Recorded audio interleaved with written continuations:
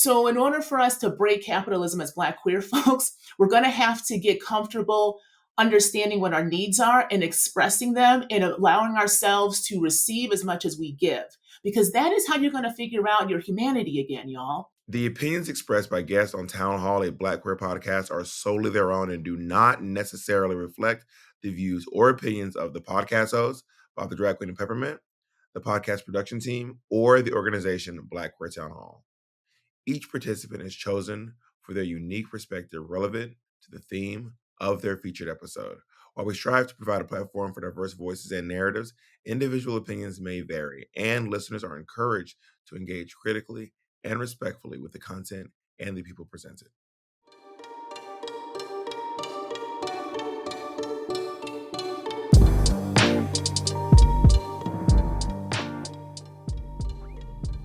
Welcome back to Town Hall, a Black queer podcast, the podcast where we journey through a theme by sharing stories, music, poetry, and art of varying depth and hilarity. I am Peppermint, and you may notice that I'm here by myself for this episode. Bob the Drag Queen is going on stage with Madonna, I think, as we speak, at this very moment, regardless of when you're listening to it. Bob's probably on stage with Madonna. And there is no excuse for missing today's episode or even this podcast. There's only one that is mildly acceptable, and that's if you have to go on stage with Madonna. And so, Bob, we missed you so much, but Bob will be back for the next episode. And we've got some exciting news about the podcast, so stick around for that. But in the meantime, it is high time. I cannot believe that we have not had this episode. This is season 3.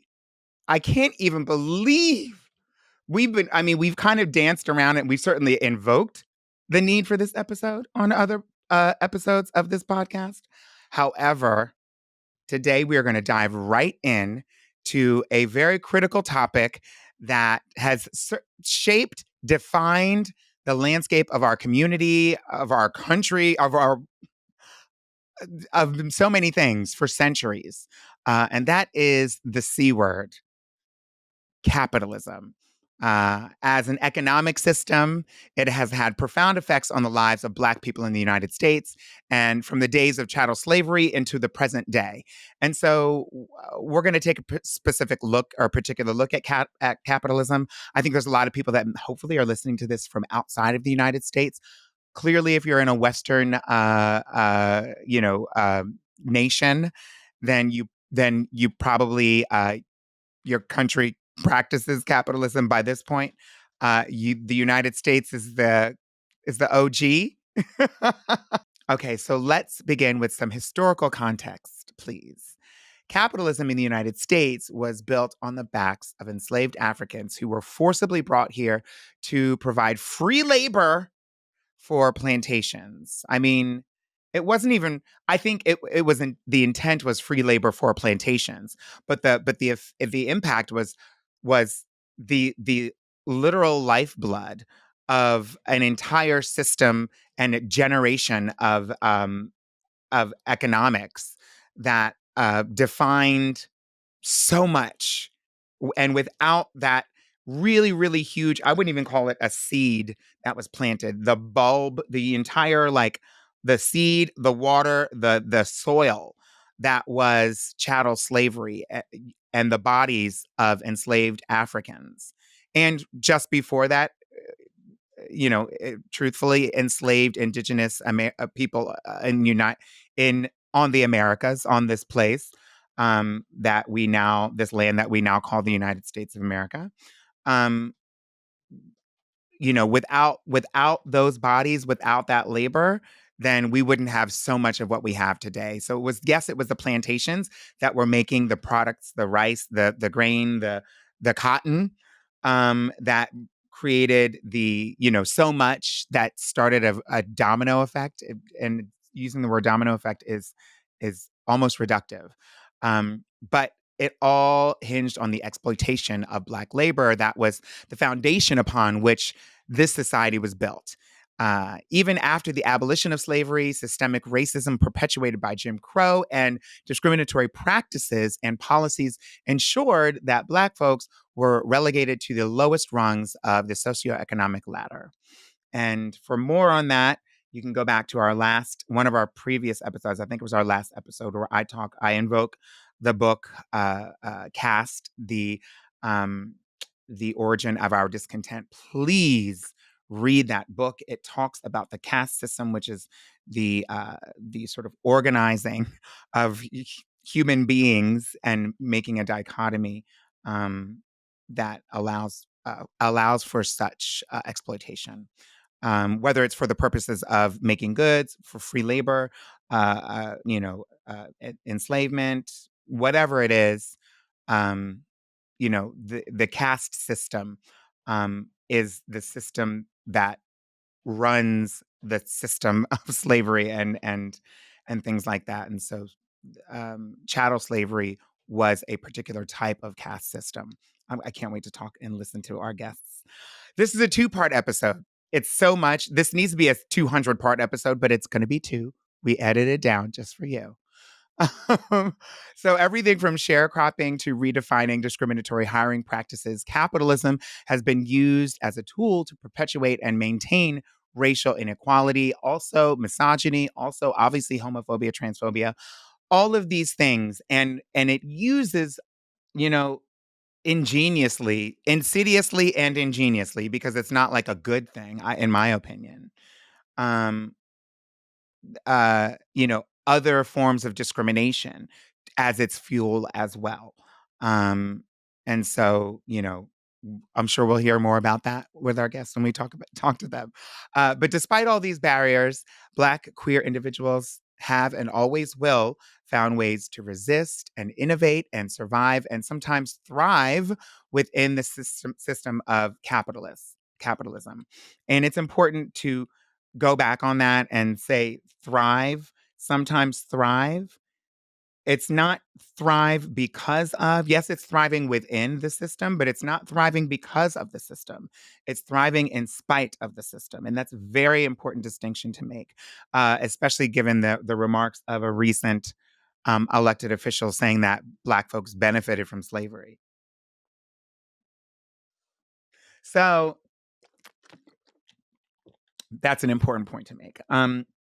And that our Black queer, even more so, I think our Blackness and our queerness, Blackness for sure, queerness for sure, Black queerness for sure, has always been, in my opinion, based on what I've heard and accounts that we've heard and just the way that we see things play out, has always been an innovator, has always been an inspirer, has always been that thing. Even in modern day capitalism, the products that get taken and turned into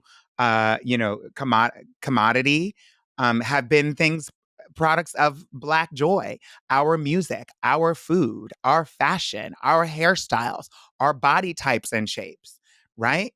And so this is not, it's not a coincidence that Black folks are able to make spaces, even whether we are enslaved or discriminated against or like literally on the run for our lives, can find ways to, shouldn't have to, but can find ways and often do find ways to not only experience joy and self-joy, not my titties falling out, but also create sort of an infectious joy that become the envy of the people that are even our captors and our enslavers and the people who are benefiting from capitalism, and you literally putting our bodies through the grinder, but then also realizing that our joy in spite of is what they want to follow and model their lives after. And that they see that even somebody who's captive or enslaved or discriminated against or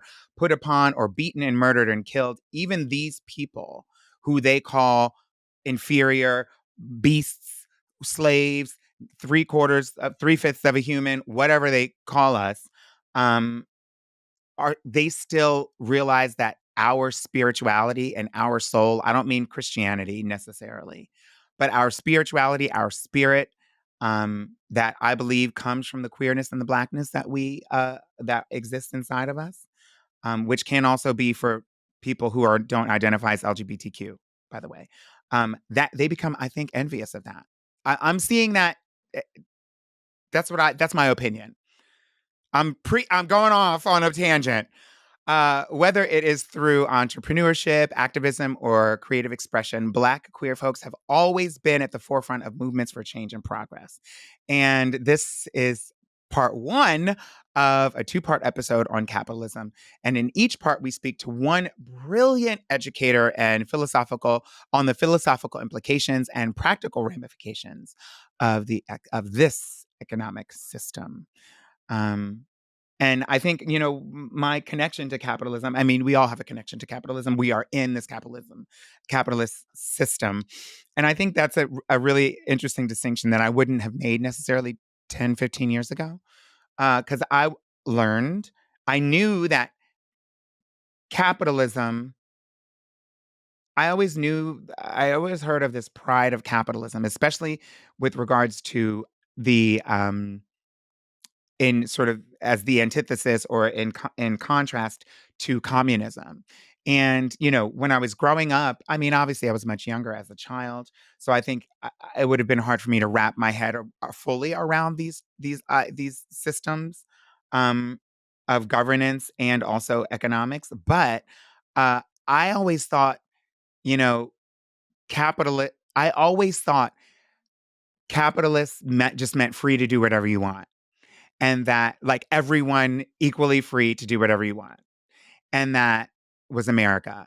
And that communist was no one free to do what they want. That's legit what I thought it was as a child. Like when I was like 10, 11, 12, hearing these words, capitalism, communism, and all these different things. And it wasn't, and then later on, I connected capitalism to like economics and the idea of like business and making money.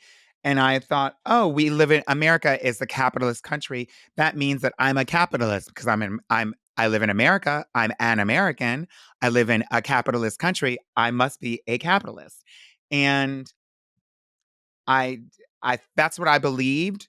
And so people striving to like have their own small businesses. Yes, you're a capitalist. Like that's as far as my brain would go when it came to understanding the idea of capitalism. And it wasn't until more recently, honestly, really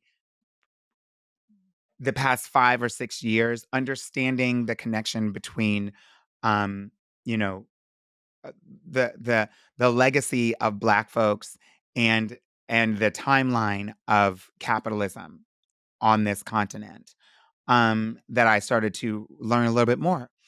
And I realized that you can be in a capitalist country and not be a capitalist. And most people who are workers, we are laborers. We are laborers. And we'll hear more about this from our esteemed guest. But like, capitalism, it relies on, just like the beach. You can't have a beach without water or sand. I mean, I don't really know that's I don't know the definition of a beach, but like our social idea of a beach um, is water and sand, right? Um, on a body of water. You can't have capitalism. Yes, capitalism involves making money and creating jobs and someone at the top who's benefiting, like, maybe has an idea, implements it, starts a business. And then, yes, that's a very um, limited and very, basic way to describe a part of capitalism or one component. But the other component is the labor. The labor. And capitalism cannot exist without labor. And labor is either going to be, if labor is um, labor, capitalism cannot exist without exploitative labor. And what I mean by that is paying people at enough of a wage to that allows them to take vacations and start their own business is not good for capitalism, especially when the beginning of a corporation started. And when corporations became a thing, the whole goal of I gagged when I like started a corporation, and then you read the bylaws, it's completely set up to exploit people. Corporations, like the definition of a corporation, it has to make more money every year and spend less money, especially on its workers, every year. And so it's not happy unless it does that. And that is unsustainable. Anyway, I'm getting way ahead of myself. Um, I obviously I have a lot of opinions on this, but I'm hoping that we can change and challenge your opinions about capitalism, especially as we start to go into, as you're listening to this, hopefully are still listening and will continue to listen. I hope that we can not only challenge your thoughts about capitalism, but also sort of engage and activate your mind politically. When you're thinking about listening to our fabulous, esteemed guests and who are going to come and speak, I hope that you're able to connect what you're listening to and what you're learning in the moment in real time to some of the thoughts that you had politically. And when it comes to choosing candidates that you're going to vote for and support, choosing if and or how you're going to send money to candidates. Uh, if you have space in your brain to examine while listening to the history of capitalism, which you're about to hear about, um, also like the two-party system and what makes that run. How does capitalism play into our politics? That's a really important question as we go into November. Anyway, I'm going to take a break and introduce you to our fabulous guest. Um, I'm really, really excited for our guest. Kudos to our fabulous producers who found our guest. This is going to be an amazing episode. So let me tell you all about Dr. Nicole Truesdell, who is an abolitionist, a creative, an astrologer, and a dreamer with a Ph.D. in anthropology. She uses her knowledge to deconstruct societal mindsets and imagine a world without oppressive systems governing us. And as the founder of Abolitionist Dreamscape, she helps others break the things that do not allow us life while dreaming of other ways of living in the now. I would like to do that. I need to go and dream about this dream. So let's talk to Dr. Nicole Truesdell. The biggest part of capitalism is that it believes in private ownership. So the idea of private property, the idea of a market economy, the idea of profit is the motivation, so that we need to always have some type of kind of competition within society, which also tends to have people align with a smaller or limited government. But we're seeing right now that that is being heavily challenged. So I would also argue that capitalism, since it is an economic system of exploitation, of consumption, of privatization, and of profit, we are seeing it now being used heavily within nation states that are leaning more toward authoritarianism, not just small government anymore. So we're seeing a shift in it, but it really is about consuming, owning, and then claiming a stake, needing somebody else below you that you take from so that you can maintain profit. So you have a lot of people that will say we're in late stage capitalism. Others saying we are neo capitalism. I'll be honest, how I talk about this through my perspective is that we are dead in the myths of the kind of unsustainability of capitalism.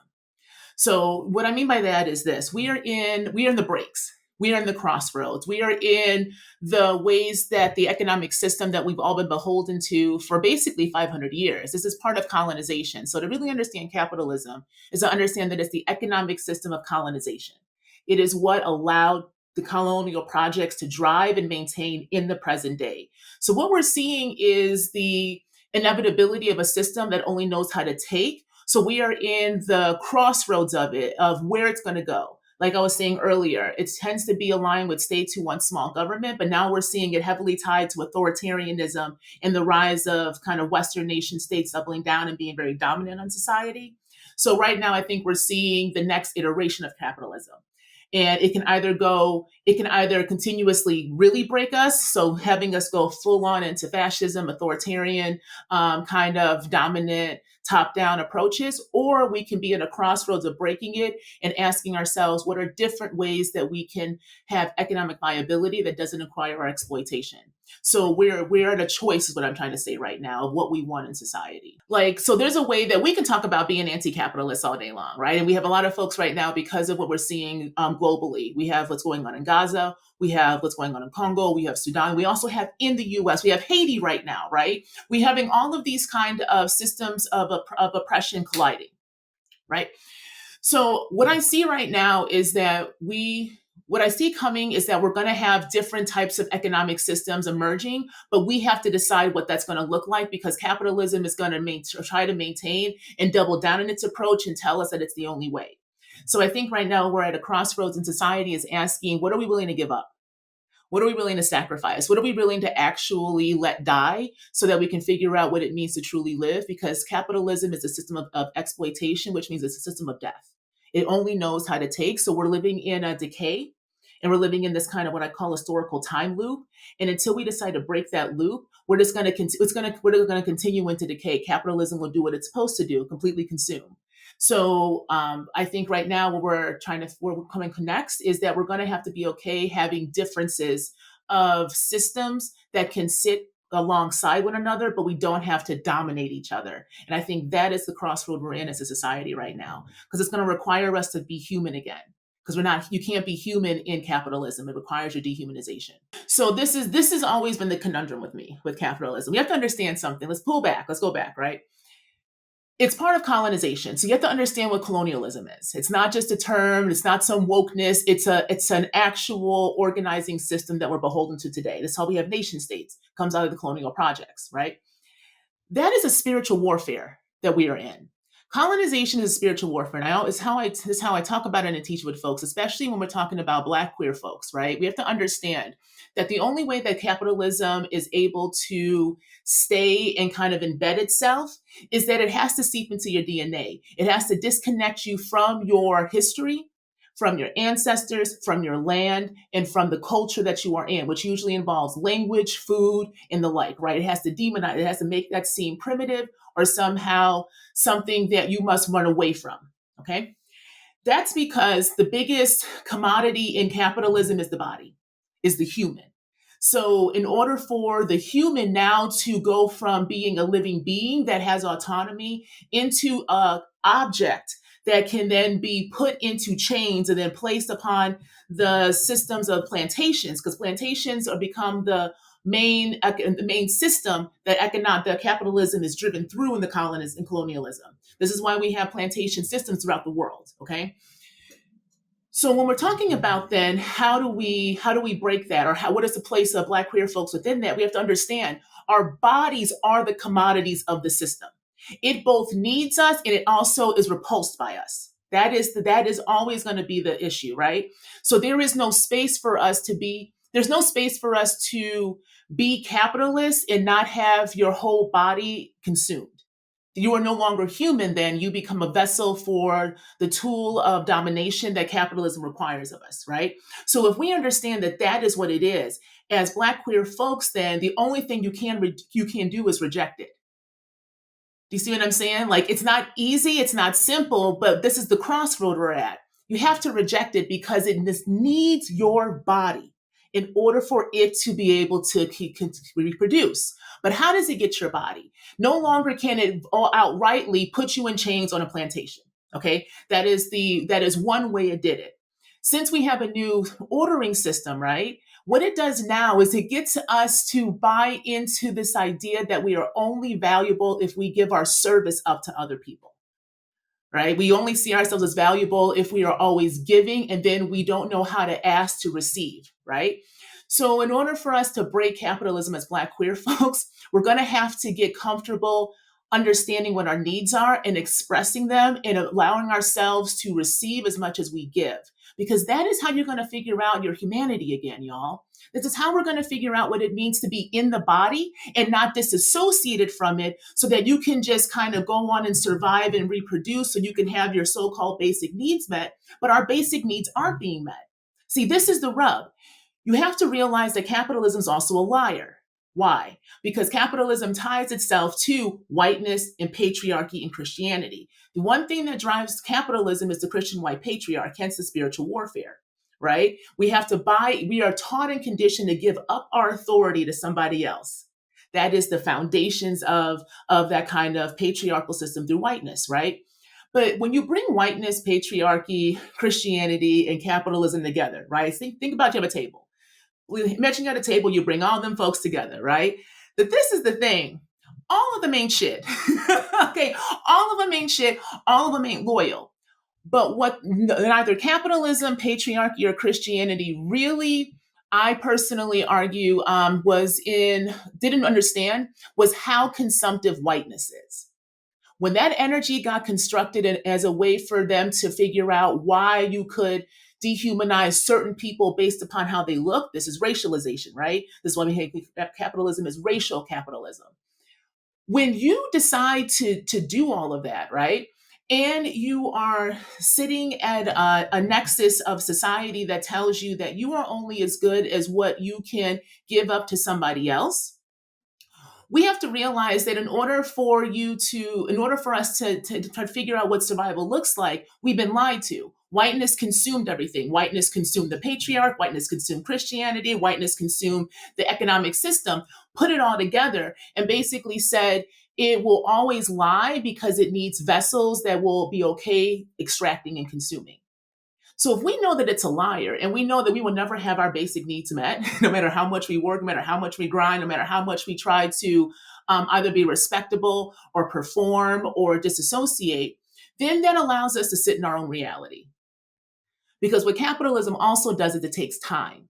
It takes our time and it spits it back to us and tells us that we only have one way to understand time. And if you aren't always on this productive cycle, you are the problem. You are not successful. But we also know that's a lie. So when you face your reality through a Black queer lens, as a Black queer person, right, you're going to have choices to make. And those choices are going to be, what does it mean to demand that you realize that you have been lied to, that you realize no matter what you do in these systems, through these institutions, you will always have to be of service, always have to give up, always be seen as having to justify why you are there, even though you know the whole system you're in is raggedy and broken. That's why you're in there to begin with. Once you realize and come up with that reality and say, yes, okay, I'm going to choose me. This is when you don't become legible to the system, but you must then find those who are also legible with you. And that's how we create community. So community and coming together is one of the main antidotes to capitalism. People think that that's hokey or naive, but it's not. It's actually revolutionary. But we don't know truly how to be in community with one another without consuming each other because of the ways capitalism has influenced our understanding of self. So when you start to break that and you get into the muck and you start to bring your humanity down because you called your spirit back, you gave that offering that we were all required to give at the altar of the Christian white patriarch back to you, right? Then that is going to, you're going to start to realize just how messy it is to be human. And that's, I think, where we are right now is we're understanding how messy it is to be human and how in that mess we still have to make decisions and choices, even if we don't know what comes next. And I think that is what the breaking of capitalism is. It's the breaking of giving up your authority to other people, other places, other institutions, and realizing that you have to make a decision and choice at the crossroad. So when I talk about whiteness, right, and teach whiteness, or used to teach whiteness, I talk about it as both a system and identity and a concept. Okay, so you have to understand that it's all three together. It's a way of reordering living in life. Okay, it's a way to rank humans based upon either both phenotypical and genotypical. What that means, y'all, phenotype means how you look. Genotype means the genes, your body, your DNA, right? It's a combination of biology and physical appearances to create a system of ranking that has those who are classified as white on top and those who are classified as Black on the bottom. And there's a whole lot of in between there, right? It's a rigid hierarchy system.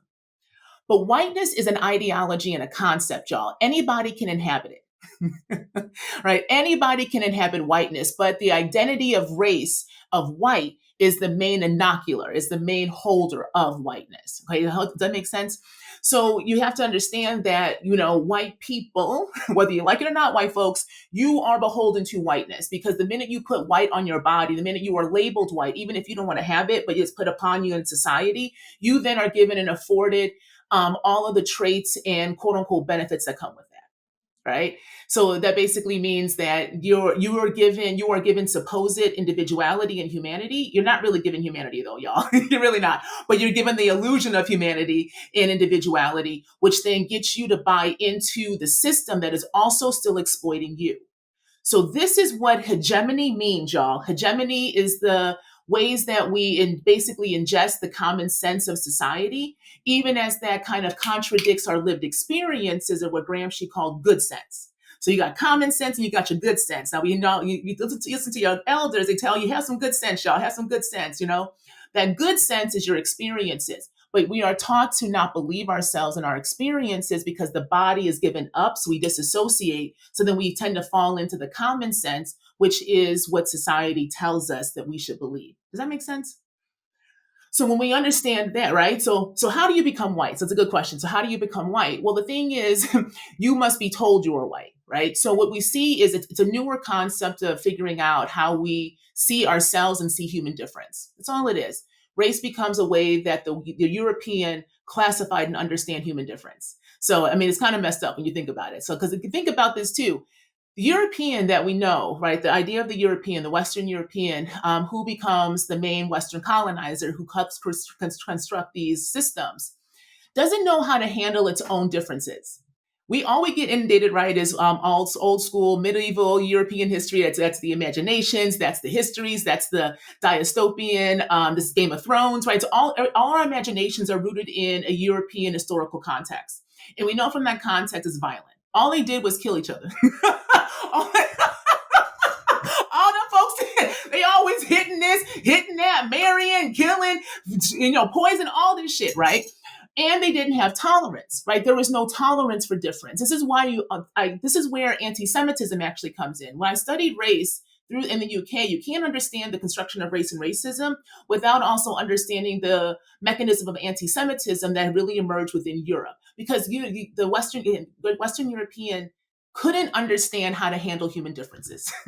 So they were always killing somebody and telling them that you're wrong.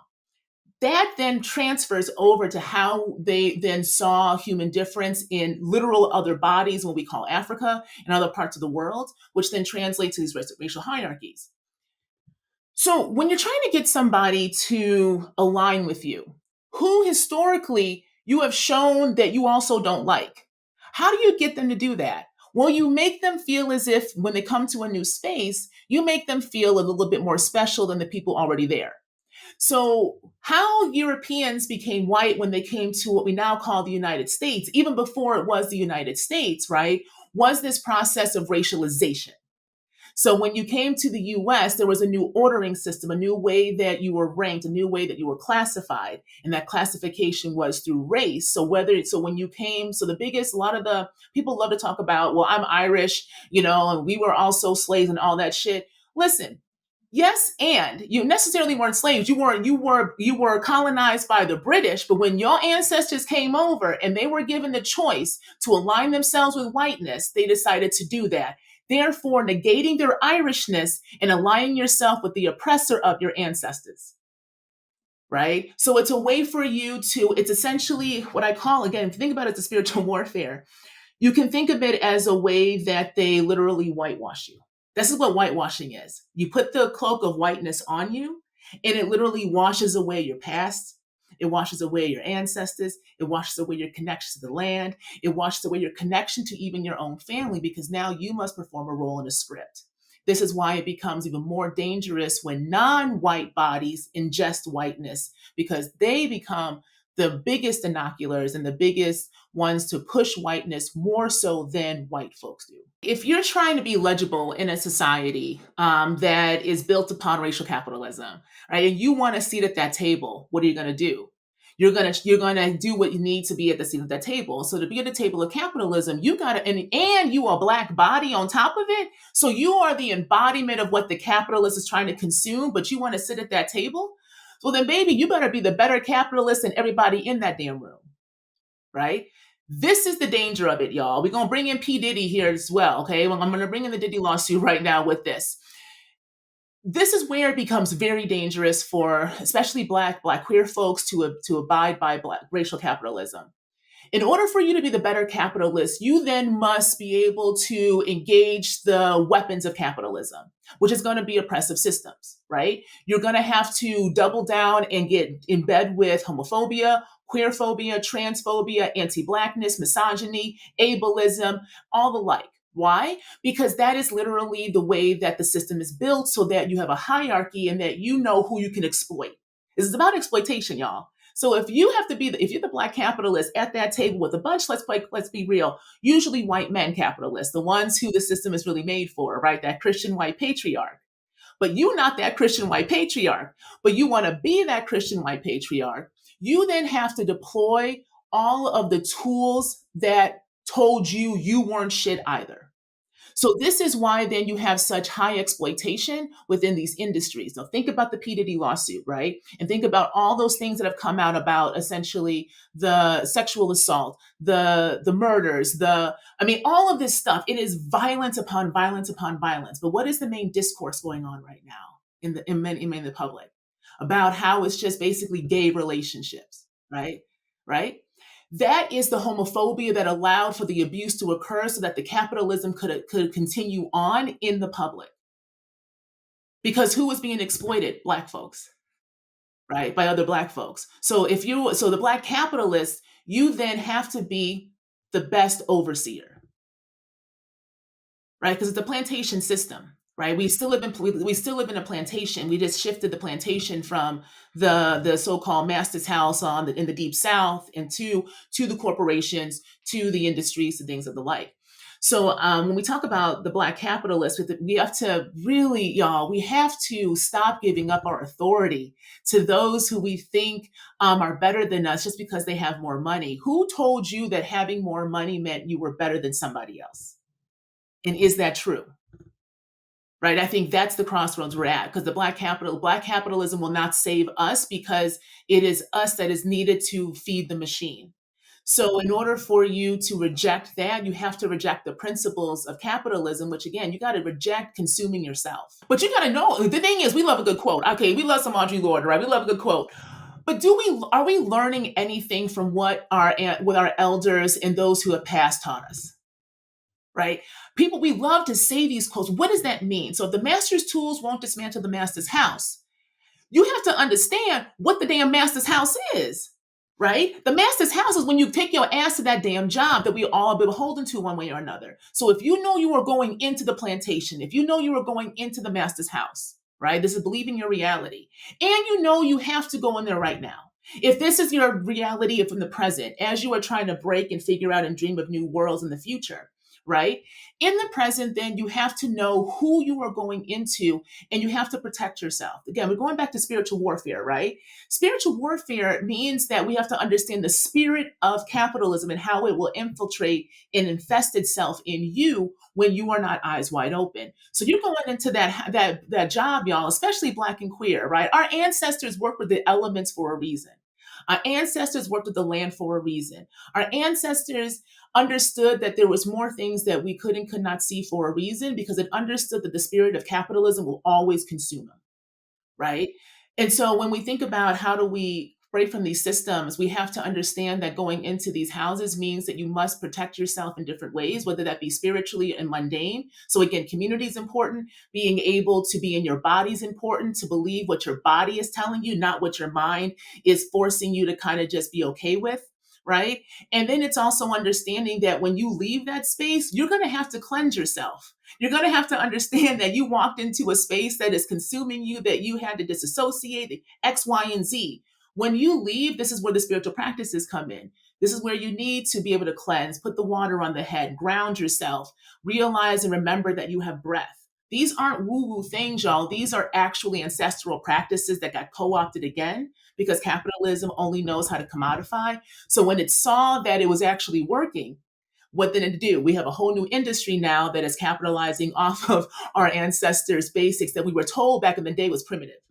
The crystals, right? The idea of grounding, hugging trees. Our people actually did that, y'all, because the ancestors are connected to the land and the trees have the roots. It makes logical sense when you understand it through various different indigenous perspectives and sciences and technologies, right? But the thing is, in capitalism, we don't get to even do that. Why? Because you're always on the go. You're always going, because capitalism also steals our rest. That's how we then get to be, this is how we get to buy into our own subjugation, because we're always on the go, always resting. And then if you're Black and queer, especially if you're in social justice, you're thinking you always got to be going, always got to be fighting, so that you while you may be speaking about rest, speaking about care, speaking about community, you are still engaging in a practice of nonstop production, because that's where we have been taught that our worth and how we are supposed to push back in. We have to break all of that, because that is another mechanism of capitalism that is very good at what it does. It's a spirit that gets us to still give up our labor in one way, shape, or form without getting anything back. Activism, all that stuff is labor that the state still needs. It needs to know where the fault lines are so that it knows how to either massage that or just break it down some more, right? So rest becomes vitally important as well as part of all of this, because it stole your rest. Capitalism is a thief. It's a liar. It steals everything, and it gaslights you to tell you that, no, you gave it up freely. What do you do with the thief and a liar? You believe the thief and the liar and you steal your shit back. So when we're talking about rest in the body and capitalism and what it means to break these systems by believing the space you're in when you're going into the master's house, you have to take back your time. Again, we love a good quote, Maxine, right? But you take back your time by stealing back your rest. These are the choices at the crossroads, right? Because if you're exhausted, there's no way for you to even allow yourself the possibilities of what could be different, of how you can shift or break or create, right? The creation process is gone in capitalism. It's just reproduction. This is why entertainment sucks so much right now. Everything is the same over and over again. There's no innovation and creativity. It's just surveillance, domination, and reproduction. I find TikTok a really interesting space, right? So right now we know that TikTok is undergoing another round of being banned in the US, right? This is capitalism, y'all. The U.S., I'll be very frank, if you really follow a lot of the discourse around this for the past couple of years, they're going to put up the red herrings of China. They're going to put up the red herrings of communism. This is a loop, y'all. These are very similar conversations that were had, quite frankly, in the McCarthyian era. We just now have technology in a new form, but the rhetoric and discourse is still the same. Okay, this is a scare tactic to get folks, because what we're doing right now is we're in an era of nation states, because the shit's not working, of coming back down and closing borders again, right? We're seeing this all over, the closing of borders, the idea of foreign threats, because you must have a threat externally for the West so that it can justify going in and taking other people's shit, right? This is all is exploitation. Gaza is about resources, okay? It's always about the resources at the end of the day. So TikTok, it's a resource. Then you're seeing just how powerful social media can be when it is in forms that allow people to just speak their truth, right? We saw this with Twitter back in the early days too. So y'all remember Twitter in terms of before it became, y'all remember Twitter? But Arab Spring, right? A lot of this discourse is very similar around Arab Spring, 2014, no, 2012, 2014, I believe, that time period, in which, 2012, because 14, 16 was Ferguson. So we're seeing this we saw then the way that social media could be used to both get information out as news, right? Because we were seeing the ways that journalism and mainstream media do not allow for any kind of true nuance. Let's be real, y'all. Side note, I'll come back to this. When we talk about neutrality and this idea of objectivity within the West, it is a bunch of bullshit, because it's based upon a rigid binary. When you're a rigid binary and you have something that drops in and you have to put it in a binary, when you are neutral, you will always fall to the side of the state, because it must go one or the other. Neutrality will always go toward what already is, okay? So that's what journalism has done. It's going to what already is, and what already is continuously with that Overton window gets more and more authoritarian, right? So then we saw Twitter, we saw people on the ground telling us what was going on, right? They're telling us that it was a coup, but it was a US-backed one, and it's because the youth had no jobs. And now we saw people realizing that they had similarities to somebody else who was literally in a different world from you, right? This is the concept of what Anderson calls imagined communities, right? And this idea of we create imagined communities in various ways. And we're seeing imagined communities being recreated because of social media now. So now let's go back to TikTok. Again, we're in a historical loop. Now it's X. Twitter was very, very, very influential. for a very long time, right? And then what happened? You had somebody come in, a billionaire come in, buy it, and then he's quote unquote cleaning house. It was a commodity. It had value. Even if he is losing money, there is something on the other side that he is gaining, right? This is about power, y'all. You must think through a dominant power, illogical lens. I know this shit's logical, but it's just dominant. Now, TikTok. Same shit's happening, right? We have had nonstop people organizing through it, telling stories through it. It's not even just always about international events. We have people who are able to make space and create space to bring different discourses in the public. When you have different discourses, when you people are seeing that, wait a minute, your oppression is like mine, and then you're realizing that it's your state that is funding that oppression, but what they're doing over there, you will also see over here. Then you have a population that who has been purposely made sick and ignorant by the state. Because if you're an American, let's be real, we are purposely made sick and ignorant. So we buy into this shit and don't actually keep pushing back. You've now got the state sees it's got a whole new technology in which people are being told they can take back their time and rest. They're being told that there's different ways to be. There is now creativity in a space, in a society that's about reproduction. But there's value in that. Capitalism and capitalists always will know what the hottest thing is. It will know what has value. That is its function. But its function when it sees it has value is to consume it. So now what they want to do, all this TikTok ban is, y'all, is the US being a bully. We are seeing firsthand what states across the world have said for decades. That the US comes in, makes itself big and bad, spreads its legs, and takes people's shit. But then we were always told, oh no, they need our help, right? They need our support. They're doing the same thing in Haiti right now. That is a US and France and Canadian backed coup with that so-called prime minister who resigned, even though he never was actually elected. That is nothing, right? That is nothing more than them coming right back in and doing what they've been doing since Haiti gained independence 250 years ago. Right? So again, this loop. So right now we have TikTok. Now, how do we even know that? TikTok. So now we even have TikTok giving us on the ground information from Haitians, from people, from scholars, from workers on the ground that is completely contradicting. So now capital sees it has value. And what they're doing, so the US basically is saying until China sells TikTok over, it's going to basically prohibit it. And now we got these white billionaires who are like, well, I'll buy TikTok. Of course you will. Because that becomes another space that you think you're going to gain more profit through, while also being able to maintain some kind of power, because it's also censorship, right? It's going to be through the lens of whoever is owning it at the same time. But since capitalism is also, it consumes and it literally takes creativity, it's gonna suck the life out of it. It's a vulture. What capitalism does to infest, because again, I do talk about it like a spirit, is it starts when you're born. It starts when you're born with the identities put upon your body. So the first way that we are conditioned in capitalism, especially in the West and these racial capitalist systems, is through identity markers. You come out that womb, you are already given a number of different things that the state tells you. You must be a name, height, that, but also a gender, right? A sex. Right? You're already in a race. You're already marked by that society when you come out the womb. So then the minute you come out the womb and you're marked, you are then treated by those markers, right? So that then is the first way that we are conditioned to understand how we are seen and are supposed to show up in the public. Then we get institutionalized by first our families, because family's an institution. So this idea of the nuclear family, y'all, that ain't traditional, and that ain't what we always did, okay? And even traditional does not mean stagnant. That's a whole nother conversation, but the nuclear family is one of the main kind of institutions that help perpetuate the state, which is also capitalistic, okay?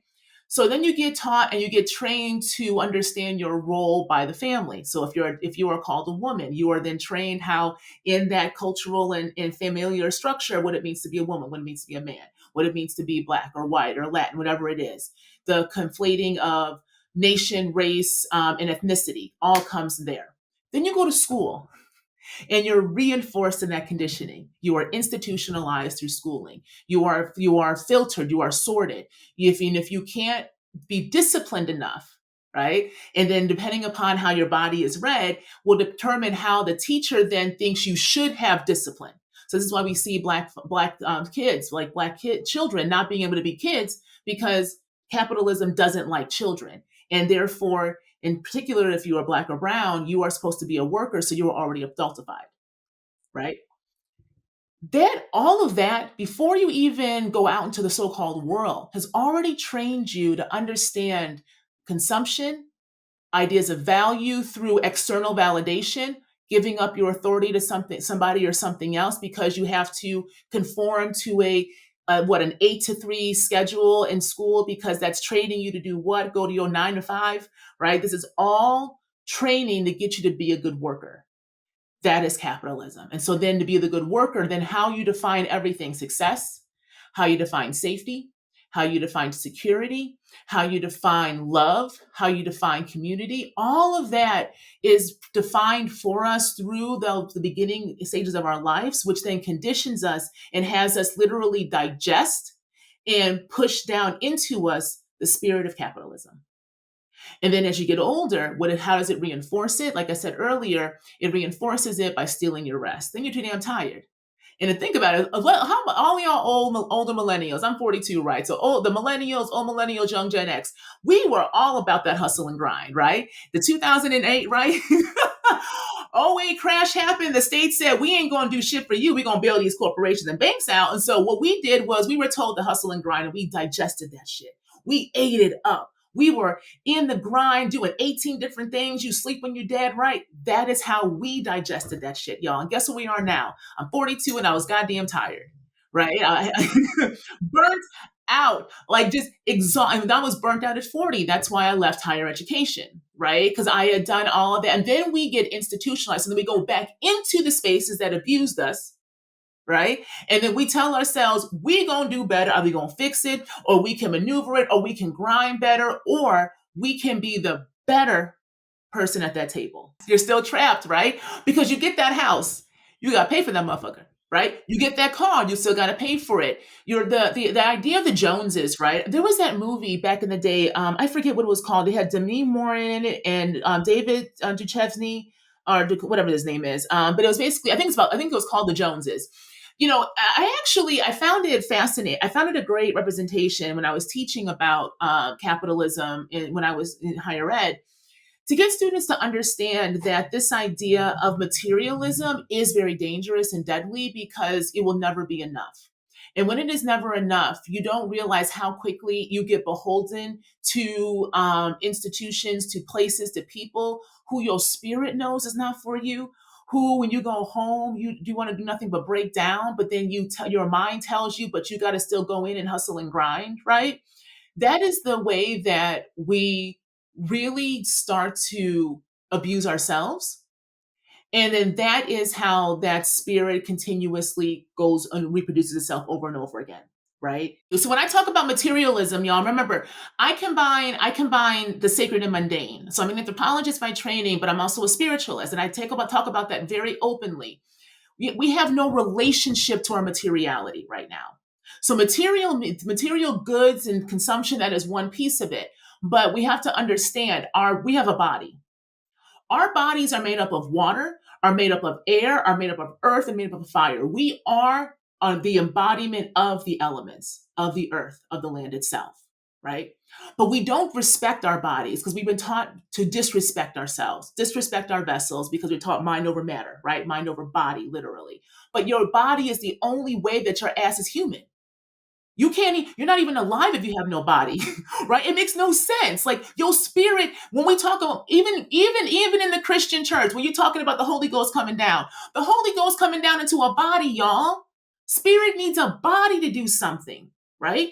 So if we are so disconnected from the body, that means we're disconnected from our materiality of our relationship to the land around us. We don't understand that if we don't take care of the land, of the earth, we have no food. We are going through a major crisis of food right now, not because there's not enough. The earth has always provided. It's because of the ways that we have been trained to consume the land and literally take from it and not have a relationship to it. So now the nature itself is striking back. The wildfires, the water coming back, right? That is a direct consequence of capitalistic consumption that said it was arrogant enough to think that it can completely shift the order of land and life, to think it can dominate over it. And so when we don't connect to our bodies and understand the materiality and bring that spirit back down, we are never going to break capitalism, because then you don't understand why it is not only important for you to care about yourself and the other person, you also got to care about that tree out there.